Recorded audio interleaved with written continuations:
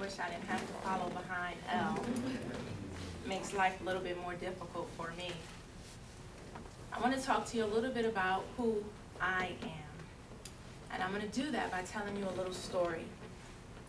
It was September 10th, 2001. I have a little sister, well actually a younger sister.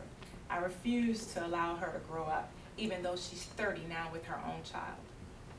And we were here and we got into a little bit of an argument, which we did often. That's how siblings are. So we got into a little bit of argument, and at that time in 2001, I would allow my anger to overtake me, and I would, even if it was my loved one, I would carry that on to the next day, just until I could prove that I was right. Well, as true to who I was, I did that. The argument was on the 10th, and on the morning of the 11th, I woke up, I barely spoke to her. I got dressed, she got dressed, she headed to Annapolis to go to work, and I, instead of going to work, headed to a professional meeting, somewhat like this one. When I got there, it was a little bit after 9 o'clock. The meeting was running a little bit behind. I sat down and my phone rang. Because I was angry at my sister, it was her, I ignored it. I ended it. A couple of seconds later, the phone rang again. It was my sister. Again, I ended it.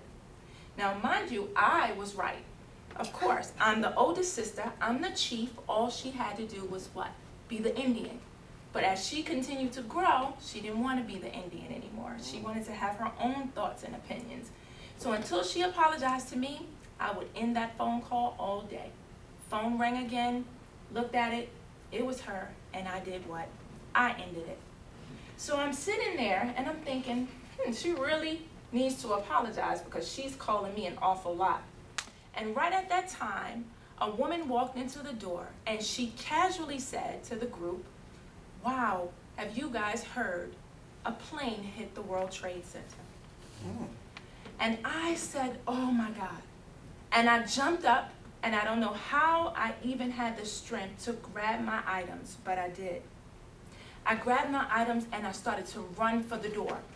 And when I did that, I startled a couple of people in the room. And a few of them got up and they said, wait a minute. It's the World Trade Center in New York City. It's not here. Calm down." And I said, "My mother works there. I have to go." I was a little disoriented, but I knew that the door was that away. And I ran toward the door. And as I was running, I couldn't remember what entrance I came in. So I ran 2, 3, 4 entrances until I found the one that I came in, which was near my car. And as I was running to the car, I called my sister. And she said to me, "Chris, what are we going to do?" My Indian was looking for her chief. And I said to her, "You get to me, and I'll get to mommy."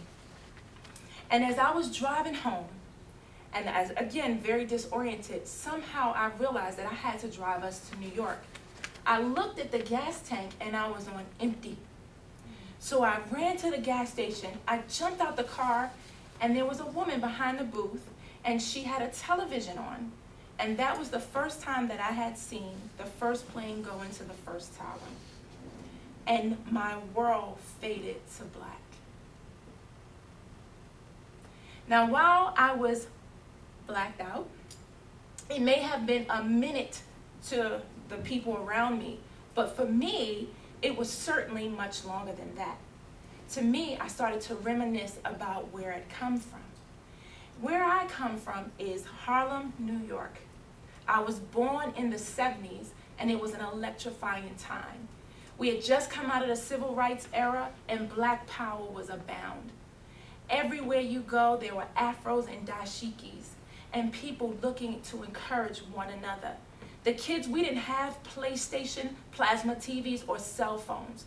All we had at that time was stickball, basketball with crates, air hockey outside, and hopscotch. My cousins and I would sit around a television with a little hanger inside and watch karate, Bruce Lee at that. And then we would chop each other to death until one of my aunts stopped us from killing one another.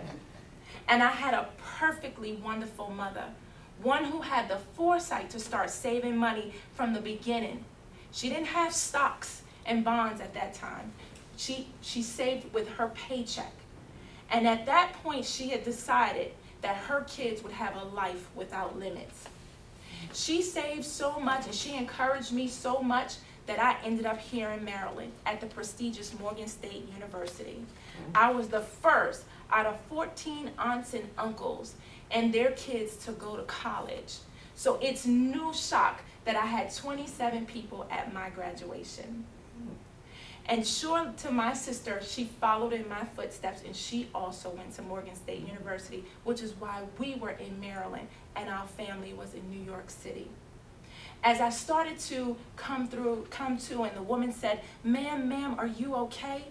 I started to think, yes, I am okay and I can get through this. So if you want to know who I am a woman who's had a mom survive the tragedy of 9/11. I am a strong Black woman, a college graduate, a humanitarian, a lover of life. I am Crystal Chapis, and I am happy to be here today. Yeah.